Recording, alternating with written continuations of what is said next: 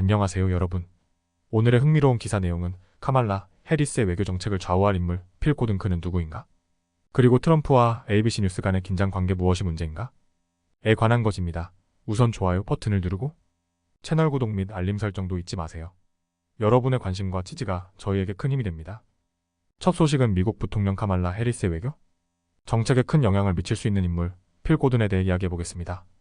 필 고든은 현재 해리스 부통령의 국가안보보좌관으로 활동하고 있으며 그가 만약 해리스가 대통령이 된다면 국가안보보좌관으로 지명될 가능성이 높습니다. 이번 영상에서는 그의 배경과 외교 정책에 대한 입장, 그리고 해리스 부통령과의 관계를 통해 앞으로 미국 외교 정책이 어떻게 전개될지 예측해 보겠습니다. 이 내용은 월스트리트 저널의 기사를 바탕으로 논리적이고 체계적으로 설명드리겠습니다. 필 고든은 20년 이상의 경험을 가진 외교 전문가로 특히 유럽과 중동 지역에 깊은 지식을 가지고 있습니다. 그는 클린턴, 오바마, 그리고 현재 바이든 행정부에서 외교 정책 자문 역할을 수행해왔습니다. 고든은 미국이 해외에서 군사력을 사용하는 데 있어서 신중해야 한다는 입장을 견지해왔으며 아프가니스탄에서의 철수와 시리아 사태에 대한 그의 조언에서 이러한 입장이 잘 드러납니다.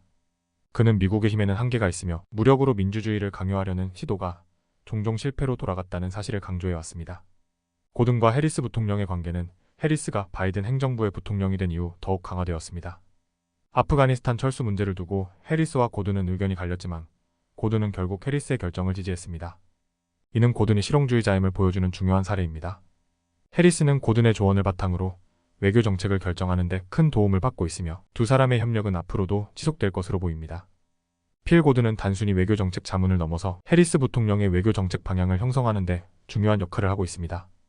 그의 실용적이고 신중한 접근 방식은 해리스의 정책에도 반영되고 있습니다.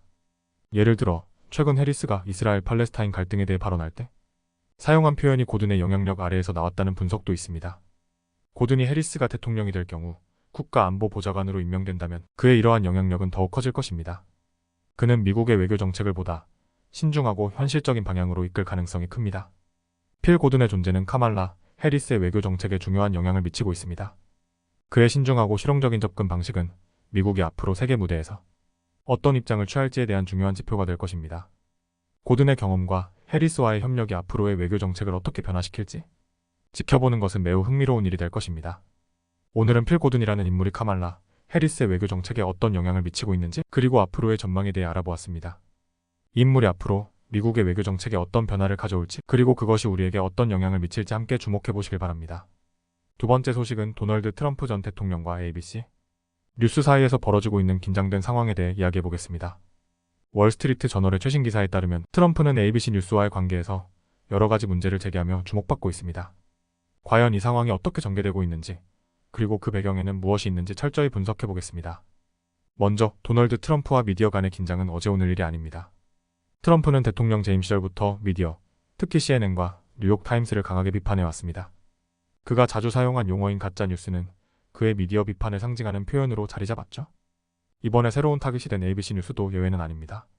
트럼프는 최근 ABC 뉴스와의 9월 10일 대선 토론 참여를 두고 불만을 표시하며 그 네트워크를 비난하고 있습니다.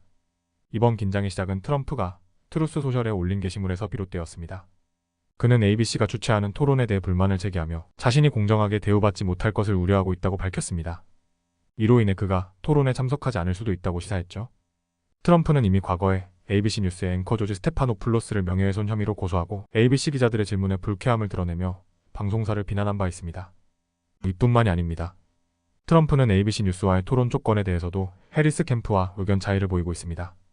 트럼프 측은 토론 중 마이크를 음소거해야 한다는 입장인 반면 해리스 캠프는 두 후보의 마이크가 항상 켜져 있어야 한다고 주장하고 있습니다. 이러한 갈등은 토론의 공정성에 대한 논란으로 이어지고 있으며 트럼프는 이 문제를 자신의 정치적 전략으로 활용하고 있습니다. ABC 뉴스는 트럼프의 비판에 대해 공식적인 입장을 내놓지 않았습니다.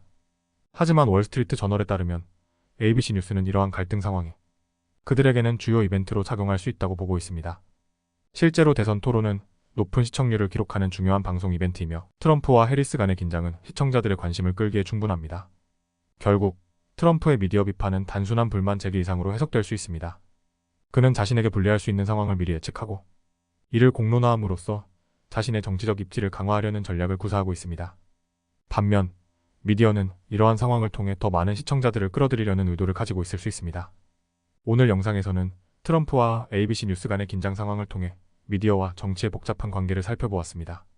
이 상황이 앞으로 어떻게 전개될지, 그리고 트럼프의 전략이 어떤 결과를 초래할지 계속해서 주목해야 할 것입니다. 오늘은 여기까지입니다. 다음 영상에서 더 유익하고 흥미로운 내용으로 찾아뵙겠습니다. 이 영상은 투자 의견이 아닙니다. 매우 감사합니다.